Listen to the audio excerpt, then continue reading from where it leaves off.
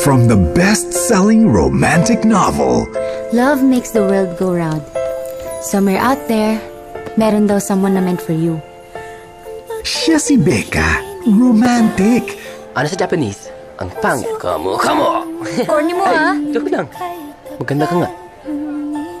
At siya si Nico, ang kanyang Prince Charming. I love you.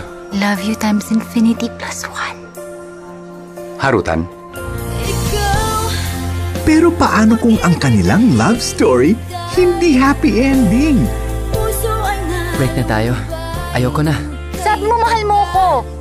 Dati yun. Pwede magbago.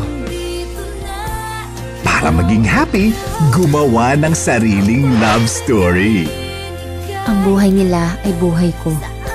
Ito ang kwento ko. Kumapit ka, Ryan. Baka malaglag ka. Hindi ko na kailangan kumapit. Nahulog na naman ako eh. Nahulog na ako sa'yo. Ano sabi mo? Makikita mo pa ba ang iyong happy ending? Maria! Ryan! Ryan! Pwede mo bang i-rethink yung ending ng storya mo? Masyadong malungkot eh. Huwag kayong umasa sa happy ending.